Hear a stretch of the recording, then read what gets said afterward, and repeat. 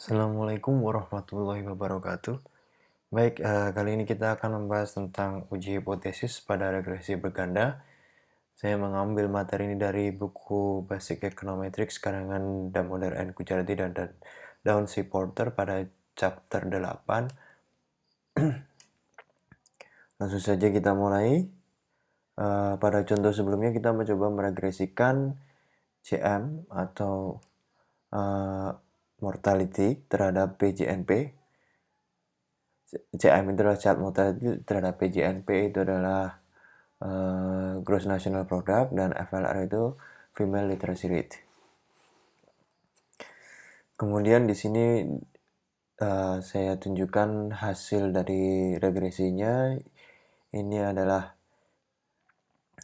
variabel dependentnya, kemudian variabel bebasnya adalah PJNP per kapita Gross National Product, kemudian FLR itu adalah Female Literacy Rate. Kemudian selain dengan informasi koefisien yang diestimasi, berikut juga disajikan informasi tentang standard error dari masing-masing koefisien dan nilai T dari masing-masing koefisien. Di sini juga disertakan nilai p-value pada masing-masing koefisien, R-square dan adjusted R-square. Gitu. Nah, ketika kita ingin mengambil kesimpulan apakah koefisien yang kita estimasi dalam regresi kita itu signifikan atau tidak, itu kita bisa mengambil dengan dua cara, yaitu kita dengan melakukan t-test. Ketika kita ingin melakukan t-test, seumpamanya pernyataan hipotesisnya itu adalah H0 B2 itu sama dengan 0 dan H1 B2 itu tidak. H0 itu adalah hipotesis 0, kemudian hipotesis alternatifnya itu B2 tidak sama dengan 0. Seumpamanya ini adalah pernyataan hipotesis yang ingin kita uji, kemudian kita bisa melakukan uji hipotesisnya itu dengan melihat pertama kita lihat T-nya. Sebenarnya T yang diperoleh di sini itu sebenarnya hanyalah pembagian antara koefisien dengan standar error dari estimasi koefisien tersebut. Jadi 0,056 minus 0,056 dibagi dengan 0,0020. Nah, ini jawabannya minus 2,8187. Nah, kemudian kita nanti silahkan lihat di tabel dengan di F dan 3 level signifikan yang kita inginkan. Semuanya katakanlah level signifikannya itu 0,05, maka nanti kita akan melihat di tabel dan kita bisa mengatakan bahwa sebuah koefisien atau koefisien regresi itu signifikan ketika nilai T hitung itu T yang diestimasi di sini itu lebih besar dibandingkan T table. Nanti akan saya tampilkan tabel di sini. Nah, lebih ringkasnya kita juga disajikan informasi tentang p-value. P-value ini adalah probabilitas untuk memperoleh T sebesar 2,8187. Jadi ini sebenarnya bisa digunakan untuk mengukur tingkat signifikansi dari koefisien regresi yang kita uji. Nah, ketika nilai p-value-nya di bawah 0,05, dalam kasus ini jauh di bawah karena ini 0,0065, maka kita bisa mengatakan bahwa regresi tersebut signifikan pada level 0,05 atau bahkan 0,01. Dan ini pun juga untuk koefisien FLR pun juga signifikan di bawah pada level di bawah 0,01 karena 0,000 ini sangat kecil sehingga tidak muncul angkanya gitu. Nah, itu pilihan saja, terserah teman-teman bisa menggunakan salah satu di antaranya. Nah, ini ada regional of acceptance-nya, region of acceptance-nya, mana yang diterima dan mana yang ditolak. Ketika semuanya di sini berarti kita menerima H0, tapi ketika di sini berarti kita menolak H0 atau tidak dapat menerima H0. Ini berarti kita tidak bisa menolak H0. Kemudian, oh ya, saya tunjukkan tabelnya. Di sini tabel. Ini yang dimaksud dengan tabel T-table. Kita tadi ingin menguji pada level signifikan 0,05. Kemudian DF-nya itu adalah 60 karena sampel yang di sini yang digunakan adalah sekitar 63 dan DF-nya itu jumlah variabel yang diestimasikan itu adalah 3, maka jumlah sampel 60 minus 3 itu ada 63 minus 3 jawabannya 60, maka kita ambil 60 dan di sini nilai T-tabelnya 2, berarti di sini melebihi dari 2. Nilai absolut dari T ini lebih dari 2. Jadi bisa dikatakan bahwa koefisien regresi ini signifikan pada level 5%. Bahkan ketika kita lihat pada level 0,01 pun ini masih di atas 2. Sebenarnya ini ada 2,660, jadi masih di atas 2,8, masih di 2,8187 itu masih di atas 2,660. Nah, kemudian alternatif kedua, teman-teman bisa melakukan uji hipotesis dengan menggunakan confidence interval. Contoh di sini ada H0 itu B2 beta 2 atau koefisien beta 2 kurang dari 0, atau H1 alternatifnya adalah beta 2 itu lebih dari 0. Ini ketika kita ingin menguji satu sisi ya. Apa yang dimaksud dengan pengujian satu sisi? Pengujian satu sisi itu kan di sini kan ada dua sisi wilayah yang untuk menolak H0 gitu kan. Ini wilayah negatif dan ini wilayah positif. Tapi jika di dalam teori dinyatakan bahwa hubungan antara sebuah variabel bebas terhadap variabel dependent itu secara teori dinyatakan hubungannya positif, maka kita bisa langsung menguji hipotesis dengan mengambil uji hipotesis satu sisi atau one tail. Seumpamanya ini berarti ini hipotesis alternatifnya menyatakan bahwa hubungannya adalah positif dan hipotesis nolnya itu 0 atau negatif gitu kan. Nah, berarti diasumsikan atau hipotesis itu dibangun berdasarkan teori yang menyatakan bahwa hubungan variabel bebas terhadap variabel dependen itu punya positif. Nah, hubungan positif dan negatif itu bisa dilihat dari simbol ini ya. Ini kalau dia negatif berarti dia negatif, kalau ini positif berarti dia positif. Nah, kita kemarin sudah membahas bagaimana cara menguji confidence interval. Di sini ada rumusnya. Kemudian kita sudah peroleh ini 0,05 beta 2 minus 2 kali 0,020 standar error dari beta 2, kemudian 0,056 plus ini, dan ternyata kita mendapatkan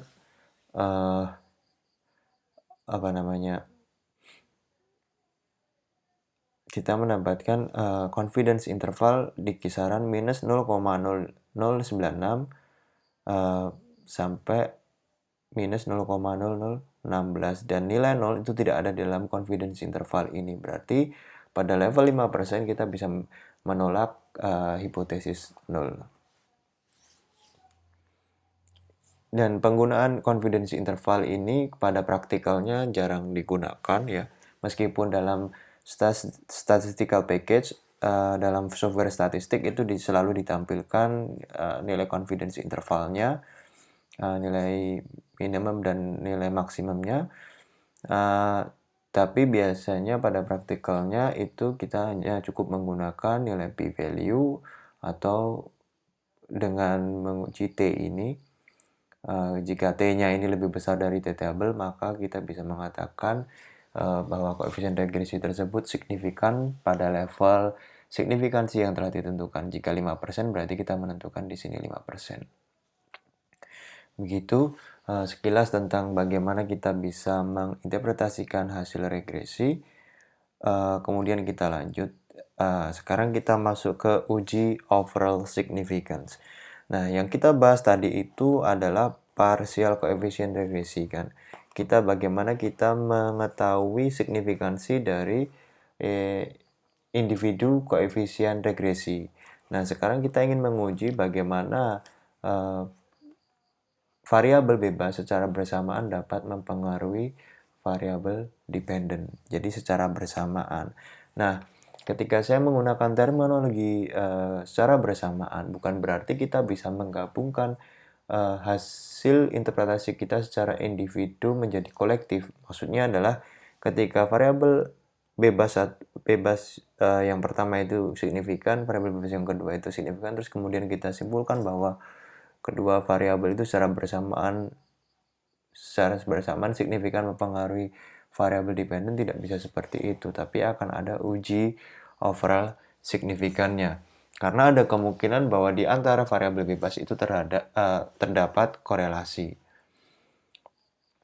Nah, contoh ini adalah salah satu pernyataan hipotesis untuk uji overall signifikan, yaitu H0 itu adalah beta 2 sama dengan beta 3 itu sama dengan 0. Berarti kita ingin menguji hipotesis 0, yaitu bahwa variabel bebas secara bersamaan tidak mempengaruhi variabel dependen. Nah, tentunya interest kita itu ada di variabel alternatifnya, yaitu bahwa secara bersamaan variabel bebas mempengaruhi variabel dependen gitu. Nah, itulah hipotesis kita.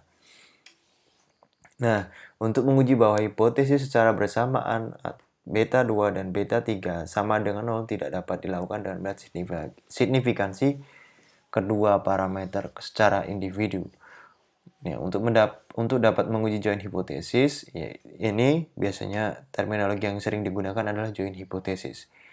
Kita menggunakan pendekatan analysis of variance, yaitu kita melakukan uji F-test. Jadi yang sebelumnya individu koefisien regresi tadi itu diuji hipotesisnya dengan menggunakan t-test. Dan sekarang untuk menguji pengaruh bersamaan secara bersamaan itu kita ujinya melakukan dengan menggunakan pendekatan analysis of variance, yaitu yang sering disebut sebagai uji F atau F-test. Oke. Ini adalah rumusnya. Di sini disebutkan ada di ESS dibagi dengan RSS. Jadi intinya itu kemarin sudah disinggung tentang apa itu ESS dan apa itu RSS. ESS itu explain sum of square, RSS itu residual sum of square. Nah, ini itu merupakan variasi variabel dependen yang dapat ditangkap atau dijelaskan oleh variabel independen. Ibaratnya kayak gitu yang ESS ini definisinya, sedangkan RSS ini adalah sisa variasi dari variabel dependen yang tidak bisa ditangkap oleh variabel ESS. Sebenarnya di video sebelumnya sudah dibahas lebih detail sih. Jadi ini akan saya percepat. Kemudian df-nya untuk ESS itu adalah 2 karena jumlah variabel bebasnya itu 2, parameter yang estimasi ini 2 untuk variabel bebasnya. Nah, untuk df-nya itu karena kita menggunakan trivariable regresi, maksudnya adalah dalam ketika kita mempunyai dua variabel bebas, berarti kan masih ada satu intercept kan, variabel intercept. Nah, variabel intercept itu juga dihitung, berarti 2 plus 1 jadi 3. Nah, df-nya untuk RSS itu adalah n-3. 3 itu diperoleh dari variabel bebas pertama, variabel bebas kedua, ditambah dengan intercept. Oke. Jadi kalau seumpamanya saya punya variabel bebas 3, berarti di sini 4 gitu. Oke. Nah, ini adalah sekilas tampilan terkait dengan ini. Nah, yang kita uji adalah null hipotesis itu, H0-nya itu adalah bahwa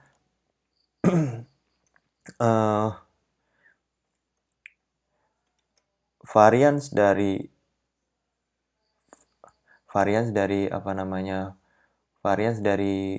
estimasi itu sama dengan varians dari regresi pertama.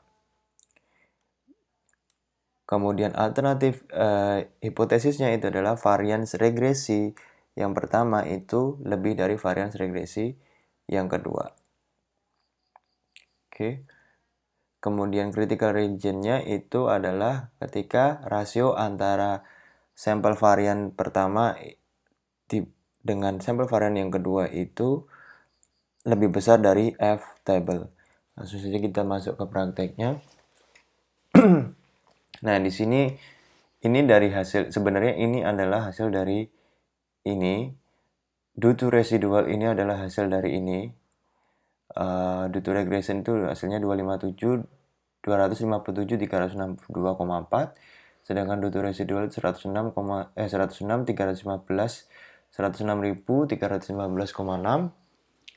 Kemudian DF-nya 2 dan untuk ESS DF-nya 2 dan untuk RSS DF-nya 61. Nah, jadi MSS-nya itu ini dibagi ini, jawabannya ini dibagi ini, jawabannya ini, gitu kan. Nah, setelah itu tinggal kita bagi, jawabannya adalah 73,8325. Nah, apakah ini signifikan? Nah, tinggal kita bandingkan dengan nilai F table dengan DF yang ditentukan dan level signifikan. Nah, nanti akan saya tunjukkan F table-nya. Contoh, ini adalah summary-nya dengan K variable regression model. Jadi K ini menunjukkan jumlah variabel bebasnya. Di sini berarti kalau tetes hipotesis H0, beta 2 sama dengan beta 3 sama dengan jumlah parameter yang diestimasi sama dengan 0, maka H1 berarti H alternatifnya itu atau hipotesis alternatifnya itu menyatakan bahwa tidak semua koefisien slope itu secara bersamaan nilainya 0. Berarti kita ingin menguji bahwa secara bersamaan nilai koefisien regresi yang diestimasi itu tidak sama dengan 0. Itu hipotesis alternatifnya.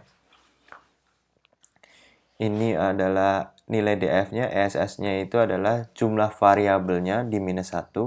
Variabelnya termasuk dengan intercept, K ini termasuk dengan intercept.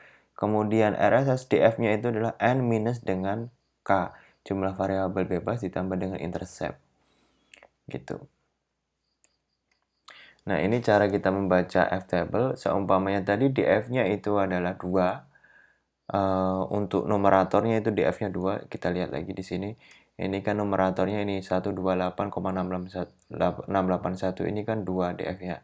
Kemudian untuk denominator itu adalah 61. Maka untuk numerator N1-nya itu 2 DF-nya, kemudian denominatornya itu 60, kita ambil 60 aja karena tidak ada 61 di sini. Nah, level signifikan yang kita inginkan itu adalah 0,05, maka nilai F-nya itu 3,15. Nilai F table-nya 3,15.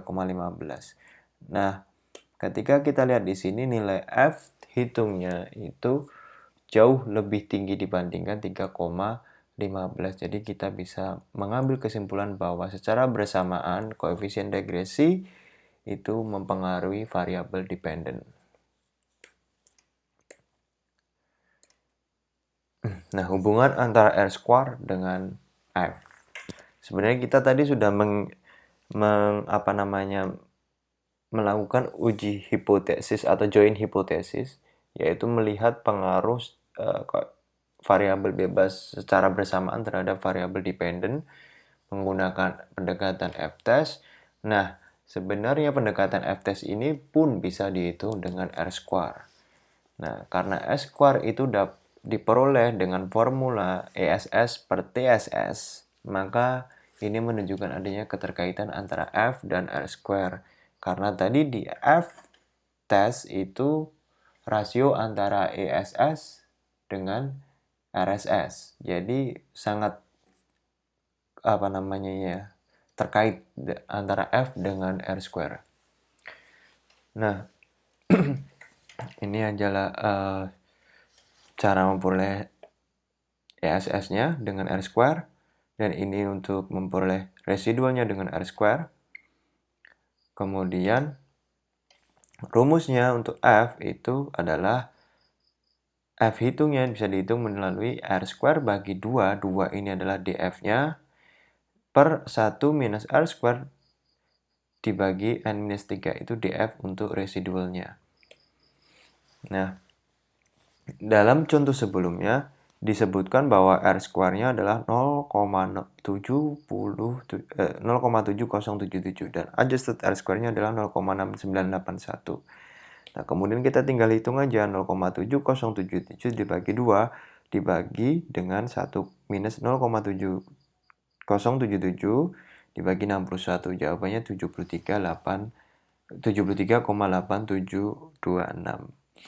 Nah, ini hasilnya hampir mirip dengan F-test yang digunakan yang dihitung melalui rumus ESS per RSS tadi.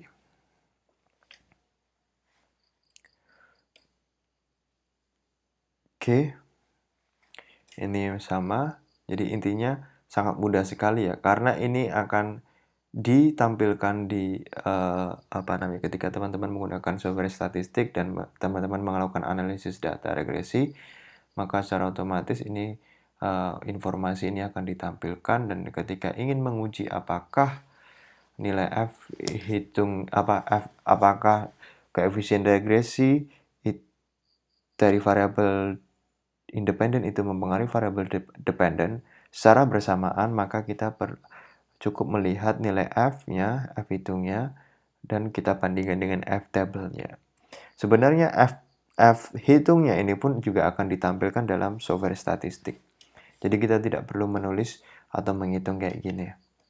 Ini hanya saya ingin menjelaskan konseptualnya saja. Nah, sekarang kita masuk ke bagian kontribusi marginal atau incremental dari penambahan variabel bebas baru. Maksudnya gimana? Ketika teman-teman ingin menambahkan satu atau lebih dari satu variabel di dalam model regresi teman-teman bertanya ini, apa perlunya menambahkan variabel tersebut? Nah, gitu kan. Nah, selama variabel ini ditambahkan tersebut signifikan dan meningkatkan R square, maka variabel bebas tersebut layak ditambahkan dalam model regresi kita. Nah, cara untuk menguji kontribusi marginal atau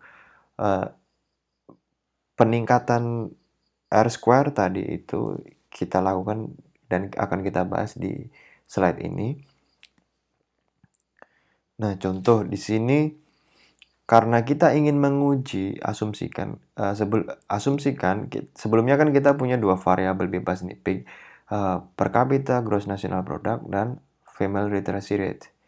Nah, asumsikan bahwa kita awalnya hanya ingin menguji dengan satu variabel bebas, yaitu PGNP.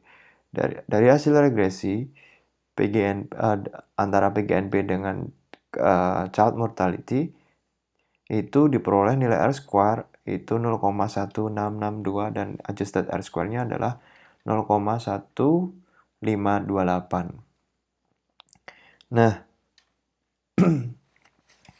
ini adalah nilai ESS-nya dan lain-lain. Kemudian kita uji F-test, kita hitung F-test-nya, kita peroleh nilai F-test-nya 12,3598. Nah, untuk menilai sejauh mana kontribusi marginal variabel bebas yang kita tambahkan dapat diuji dengan pendekatan analisis of varian. Jadi, ketika kita ingin menambahkan satu variabel, sebenarnya variabel itu tuh berkontribusi nggak sih sama model regresi kita gitu kan? Menambah spesifikasi model kita semakin baik nggak sih gitu kan? Nah, kita perlu mengujinya nih. Nah, dengan rumus H2 per df per H4 per df. Nah, H2 itu merupakan selisih antara ESS new dengan ESS old. Jadi itu ESS setelah ditambahkan variabel baru dengan ESS sebelum ditambahkan variabel baru. Jadi ESS old itu adalah ini 60,449,5. ESS new itu kita perlu menghitungnya dan kita akan mendapatkan nilai ESS-nya. Nah, dibagi dengan jumlah variabel regresor yang baru atau jumlah variabel bebas yang ditambahkan itu yang baru. Kalau di sini kita masukkan female literacy rate berarti jumlah variabelnya 1. Kalau kita ingin memasukkan tambahan 2 variabel bebas berarti jumlah tambahannya adalah 2. Nah, ini dibagi oleh RSS new atau hasil dari RSS ini tapi yang setelah ditambahkan variabel yang baru dibagi dengan df-nya. Itu n minus number of parameter in the new model. Jadi ketika kita menambahkan 1 berarti jumlah parameternya ada 3 di sini. Karena intercept ini juga dihitung. Gitu. Nah, ternyata nilai ESS-nya itu sebesar 156.912,9 dan nilai RSS-nya itu 1742,8786 dan hasilnya itu FTS-nya adalah 112,9814. Nah, dengan begini kita bisa mengatakan bahwa penambahan variabel baru tersebut, penambahan variabel bebas baru yang pada model regresi kita itu meningkatkan spesifikasi model yang akan kita uji atau menambah model yang kita uji itu semakin baik gitu. Nah, analisis of variance ini juga bisa dilakukan dengan menggunakan nilai R-square yang diperoleh dari regresi. Karena ini kita perlu mencari SSS dan kita perlu sekarang kita bisa menggunakan dengan R-square juga sama seperti yang tadi. Ini R-square yang baru di minus R-square yang lama atau selisih yang baru dengan yang lama dibagi dengan df-nya 1 minus R-square yang baru dibagi dengan df-nya. Df-nya yang nominatornya itu adalah jumlah variabel baru. Jumlah variabel bebas baru yang ditambahkan. Kemudian df-nya yang denominatornya sama seperti tadi yaitu n minus jumlah parameter di dalam model yang baru itu. Nah, di sini tadi sudah kita hitung dan kita dapatkan nilai R-square-nya 0,7077 untuk yang 3 variabel. Ternyata yang 2 variabel ini nilai R-square-nya itu 0,11662 di minus karena kita cuma menambahkan 1 df-nya 1, kemudian 1 minus 0,7077 dibagi dengan n-nya adalah 64 di minus 361. Jawabannya 113,05. Ini hampir sama ya FTS-nya dan ini sudah jelas signifikan. Karena di T-table tadi jumlahnya nilai F-table-nya adalah 3 kan, sekitar 3, Nah, kapan sebaiknya kita menambahkan variabel nih? Yang pertama, nilai adjusted R-square pada praktikalnya itu peneliti seringkali mengambil kesimpulan untuk menambahkan variabel bebas baru itu ketika nilai adjusted R-square-nya meningkat. Nah, sebaiknya kita menambahkan variabel itu ketika nilai adjusted R-square-nya itu meningkat jika nilai T pada koefisien secara absolut lebih dari 1. Jadi, nilai T pada koefisien yang ditambahkan itu lebih dari 1. Atau nilai R-square akan meningkat ketika ditambahkan variabel bebas baru jika nilai F-test-nya itu meningkat lebih dari 1. Nah, ini jauh lebih dari 1. Ini hampir 100. Jadi, selayaknya itu variabel bebas yang baru itu ditambahkan. Ya memang modelnya memang 3 variabel itu. Ini hanya sebagai contoh saja. Nah, kita sekarang menguji ekualitas 2 koefisien regresi. Let's say atau misalkan ini ada persamaan regresi. Di sini terdapat 4 variabel regresi, intercept, variabel bebas pertama, variabel bebas kedua, dan variabel bebas ketiga. Kita ingin menguji hipotesis bahwa H0 itu B3 sama dengan B4 atau B3 minus B4 itu sama dengan 0. Nah, dalam kasus tertentu, peneliti itu tertarik untuk menguji apakah di antara variabel bebas itu memiliki pengaruh yang sama. Nah, karena mereka memiliki nilai koefisien pengaruh yang sama atau nilai koefisien yang sama, maka ketika diselisihkan itu jumlahnya otomatis 0 karena sama. Nah, kita ingin menguji hipotesis itu. Hal alternatifnya tentu saja itu tidak sama dengan 0. Nah, nilai t-testnya itu bisa diperoleh dengan ini.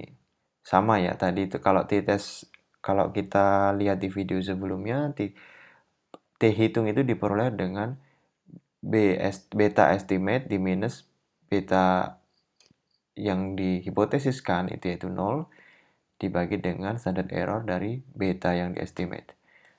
Nah, ini adalah penjabaran dari rumus standard error dari beta estimate 3 dan minus beta estimate 4.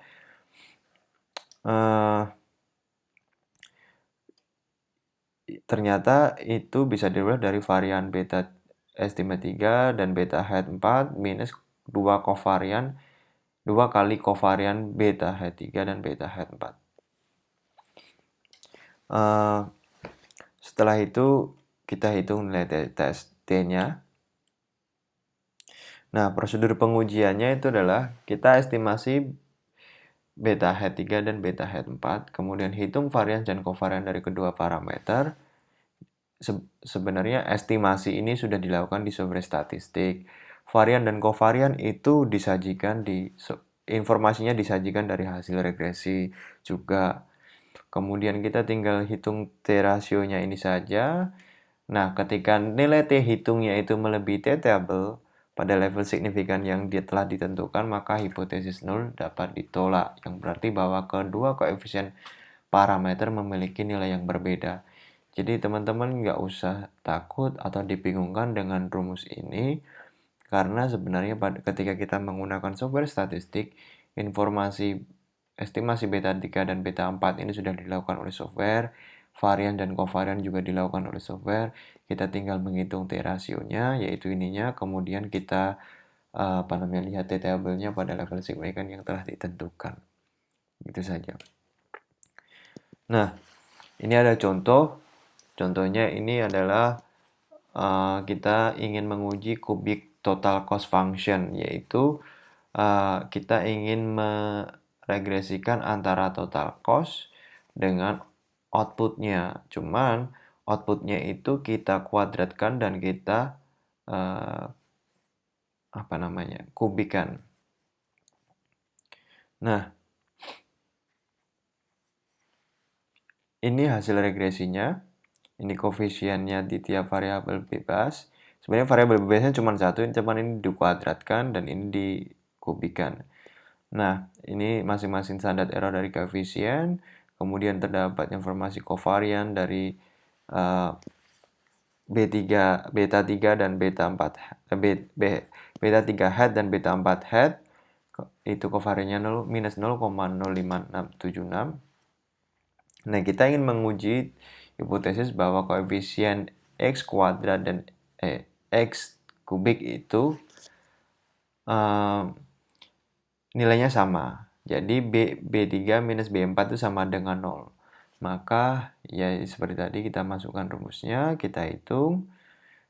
Oke, setelah itu kita peroleh dan hasilnya minus 13,310. Nah, ini ternyata dia pada level signifikan 5%, dia signifikan pada level 5%. Dan sangat kecil ya hasilnya, p-value-nya itu 0,000006. Atau ketika di software statistik akan ditunjukkan hanya 0,0000. Itu saja. Oke, cukup sekian penjelasan dari saya terkait dengan regresi berganda, uji hipotesis pada regresi berganda. Terima kasih atas perhatiannya. Kita jumpa lagi di video berikutnya. Jika ada pertanyaan bisa disampaikan pada forum. Wassalamualaikum warahmatullahi wabarakatuh.